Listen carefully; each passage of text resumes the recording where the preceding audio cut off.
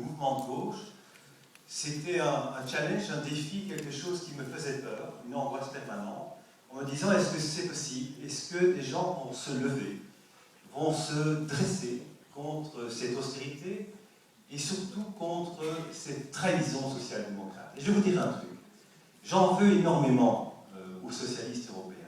Tous ces gens qui, au niveau de l'exécutif européen, lorsqu'ils étaient commissaires, ont tout permis en termes de libéralisation des services publics européens. Tous ces gens qui ont dit oui, en étant commissaire européen socialiste, aux directives Bolkestein, par exemple. Tous ces gens qui ont dit oui au traité constitutionnel européen de 2005. Et justement, en 2005, j'ai résisté, j'ai dit non. J'ai écrit un livre et j'ai dit « Osez dire non au traité constitutionnel européen ». Pourquoi est-ce que j'ai dit ça? C'est simple. Parce que dans ce traité, tous les germes de la dérégulation économique, de l'économie sauvage, de ce qu'on appelait la libre concurrence non faussée, sans la moindre mesure de régulation, le fait que la Banque centrale européenne ne pouvait en rien prêter aux États souverains en difficulté, tout cela, je l'ai dénoncé en 2005. Vous savez ce que les camarades socialistes ont dit à ce moment-là? Qui c'est ce gauchiste, en parlant de moi? Je leur ai dit simplement, il y a quelques semaines, en remontant à la tribune, difficilement, parce que lorsqu'il s'agit d'avoir un débat au Parlement wallon, lorsque vous déposez une motion, lorsque vous déposez un texte sur cette question-là, mais il n'y a pas de débat. Il dépose simplement un autre texte, qui s'appelle une motion pure et simple, et donc on ne débat pas, on passe à l'ordre du jour. Donc j'ai demandé un débat sur le traité européen qu'on va devoir voter, et un débat sur le MES.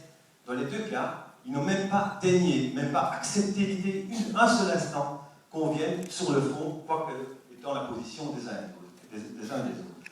Deuxième chose pour laquelle je suis fou furieux sur les socialistes. Fou furieux. Et pas seulement sur eux, évidemment, sur tous ceux qui font partie de ce gouvernement au niveau fédéral. Mais enfin, quand même, la social-démocratie qui applique une politique de centre-droit, clairement et nettement, est-ce que c'est acceptable? Évidemment que non. Je vais vous donner un autre exemple si vous n'êtes pas encore convaincu par ce que je dis. Entre 1980 et 2010, il y a eu 14 privatisations d'institutions publiques en Belgique. 14 privatisations d'institutions publiques en Belgique. Il y a eu une halte de ces privatisations entre 1985 et 1987. Vous savez pourquoi? Parce qu'il y avait un gouvernement libéral, social-démocrate, qui n'osait pas privatiser les services publics. Dès l'instant où la social-démocratie est au pouvoir, la droite s'autorise, avec la complicité de la social-démocratie, de prendre des mesures les plus antisociales. On vient de le voir à l'instant avec les allocataires sociaux et avec les chômeurs.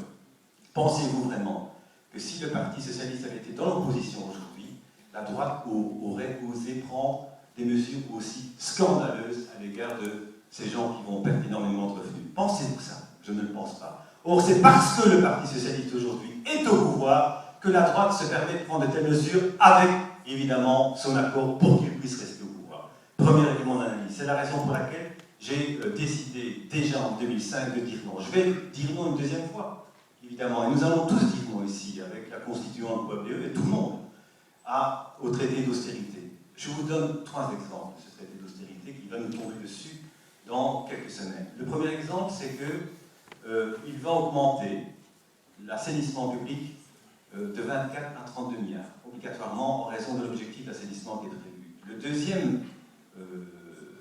La deuxième conséquence de ce traité, c'est qu'à coup sûr, d'ici 2014, il fera en sorte qu'il n'y ait plus d'indexation des salaires dans ce pays.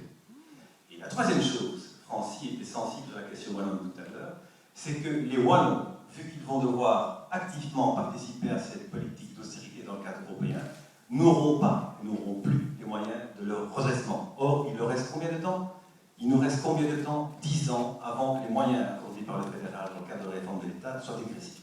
Et donc nous allons définitivement vers une politique qui va nous conduire vers l'abîme social, l'abîme environnemental, parce qu'il n'y aura plus non plus de moyens pour les politiques environnementales, et l'abîme économique en termes d'emploi. C'est la raison pour laquelle un des fondements du mouvement de gauche, c'est de dire non à cette Europe-là, et bien entendu de dire non à la politique fédérale qui est en train d'être mise en place. Deuxième chose sur laquelle je voudrais attirer votre attention et qui est pour nous extrêmement important au niveau du mouvement de gauche, et pour vous je l'espère aussi, vous avez décidé de nous rejoindre aujourd'hui. C'est la démocratie. Chers amis, chers camarades, ce mot est nouveau pour moi, je dois vous dire quelque chose.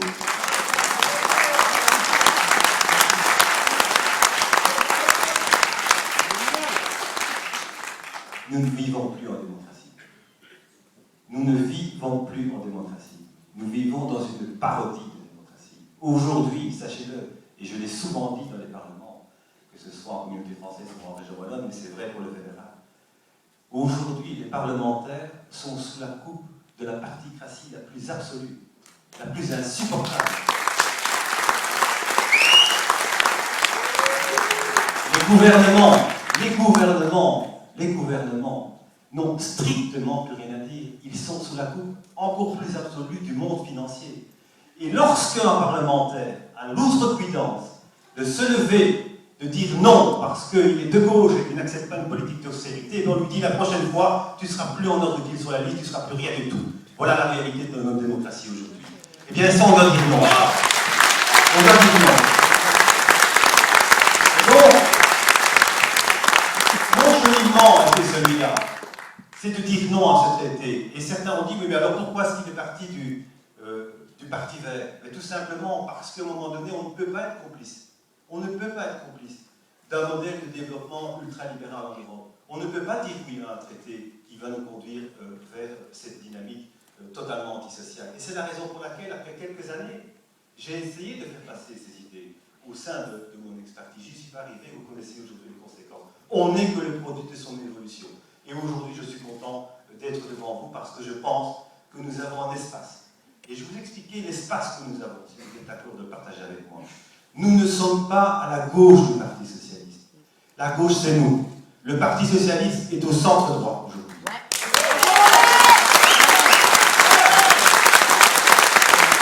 Nous sommes la gauche démocrate, citoyenne, laïque, écologiste et sociale, et nous sommes les seuls à occuper ce terrain-là.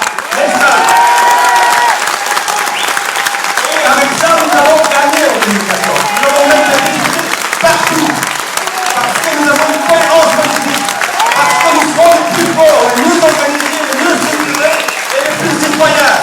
Nous avons imposé une révolution citoyenne, démocrate, juste, avec une puissance de feu, une puissance de proposition. Parce que nous ne sommes pas dans une logique participative. C'est ça qui va faire notre différence. Ce n'est pas moi qui vais décider, ce n'est pas le comité directeur du mouvement de gauche qui va décider. C'est la citoyenneté, la base, c'est comme ça que nous allons faire nos programmes. Et les deux éléments qui me semblent les plus fondamentaux aussi dans notre démarche, c'est l'écologie, bien entendu. L'écologie, enfin, regardez ce qu'il en est aujourd'hui, les écologistes n'ont jamais été aussi forts dans le monde, et je les respecte, comme vous le savez. Mais la vérité, c'est que l'empreinte écologique n'a jamais été aussi puissante. On est passé entre 2002 à 2005, de 10 à 30% par rapport à l'empreinte écologique mondiale. Donc il y a bien un problème d'équation. L'écologie n'a jamais été aussi forte, mais l'environnement n'a jamais été aussi dégradé. Pourquoi? Mais parce qu'aujourd'hui tout le monde se trompe. Le vrai pouvoir, ce n'est pas ces gens bien qui vont discuter au sommet de la Terre à Rio. Évidemment. Ces gens bien attentionnés par rapport à l'environnement, c'est-à-dire ceux qui n'en ont rien à cirer, c'est le G20 qui prend les décisions. Et le G20 regarde le sommet de la Terre avec dérision. C'est là que les décisions économiques de libéralisation à outrance de nos marchés se prennent. Et c'est ça qu'il faut combattre. C'est ce G20-là. Et ce n'est pas croire qu'on laisse les gens de leur bac à sable par rapport au sommet de la Terre, bien utile, cela dit, sur le plan démocratique. Et donc, mes chers amis, camarades, nous sommes bien, non pas dans une logique économique, mais dans du greenwashing. Ça veut dire que les multinationales mettent un peu de verre à côté de leur développement. Elles font du marketing écologiste. Mais nous ne sommes pas dans un changement de paradigme. Ça veut dire que nous ne sommes pas dans une logique qui met fin au productivisme. Le productivisme n'a jamais été aussi puissant. Ce qui prouve bien quoi? Et je vais en terminer probablement là-dessus. Ce qui prouve bien que la question écologique est d'abord une question de répartition des richesses.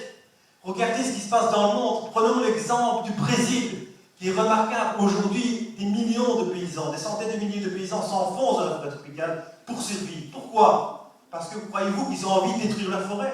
Mais bien entendu que non, ils en souffrent autant que nous. Tout simplement parce que au Brésil, 85% des terres appartiennent à 4% de la population. Et donc, s'il n'y a pas de réforme agraire, économique et démocratique, évidemment, il n'y aura pas de possibilité de sauver l'environnement mondial, et encore moins l'environnement européen qui, lui, est soumis à des règles absolument épouvantables. Et enfin, et c'est pour ça aussi que je vous demande de bien réfléchir à cette question, parce que nous avons un concept particulier au mouvement de gauche, c'est le concept de la laïcité bien pensée. Et c'est quoi la laïcité bien pensée? Mais, bon sang, bonsoir, c'est l'héritage des Lumières, c'est le socle commun des valeurs que nous partageons, c'est le combat de nos aînés qui nous ont amené les droits sociaux, les droits économiques qui sont, comme vous le voyez, en train d'être mis à terre aujourd'hui. C'est ceux qui nous ont amené les libertés, la liberté de la femme en particulier. Et s'il y a bien un mouvement politique qui est le mouvement des femmes, c'est le mouvement de gauche, parce que nous savons pertinemment bien qu'on ne peut faire aucun recul sur le droit, la liberté, et en particulier les droits des femmes. Et c'est la raison pour laquelle nous sommes pour un État laïque, mais bien pensé. Ça veut dire qu'un État laïque, c'est quoi? C'est un État qui, évidemment, protège les plus faibles, fait en sorte que chacun puisse s'exprimer en toute liberté, c'est-à-dire que les convictions religieuses et philosophiques soient protégées. Mais en même temps, un État laïque, c'est un État qui dit qu'il y a un socle commun, il y a une loi commune sur laquelle chacun est prié de respecter un certain nombre de règles, c'est-à-dire ce qu'on appelle les droits et les devoirs. Mais, attention, faisons attention à ce discours, parce que ce discours peut être pris aussi par une certaine loi en Belgique. C'est la raison pour laquelle le mouvement de gauche dit ceci. Le port de signes convictionnels, ne prenons que cette question-là. Ce n'est jamais que le symptôme, la partie visible d'un problème qui est bien plus fondamental que celui-là. C'est-à-dire l'exclusion de ces centaines, de ces milliers de jeunes dans des quartiers, par exemple à Bruxelles, vous avez 50% de chômage, et qui sont récupérés par ce que j'appelle des battleurs de paradis, on l'a entendu récemment, qui viennent d'Arabie Saoudite et qui essaient de les endoctriner.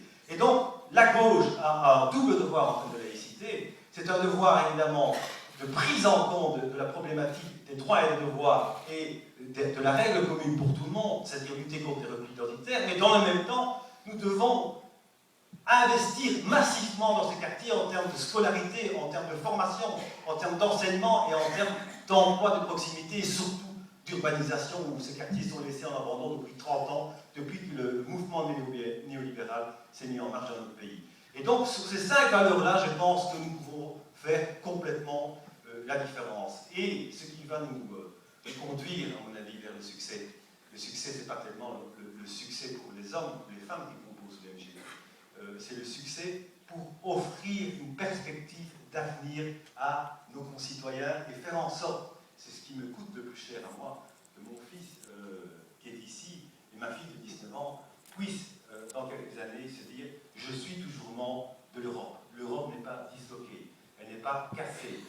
Il y a toujours un modèle de paix au sein de cette Europe et on a retrouvé des valeurs de solidarité. Et donc, l'EMG, quel est son objectif, quel est son but? C'est d'offrir une perspective d'avenir, un changement radical qui va couper définitivement l'herbe sous le pied aux turlupéraires du nationalisme européen, c'est-à-dire l'extrême droite. Tous ceux qui aujourd'hui sont pour un repli identitaire parce que la solidarité pour eux, ça ne les intéresse pas, c'est-à-dire tous les gens qui sont nos ennemis objectivement.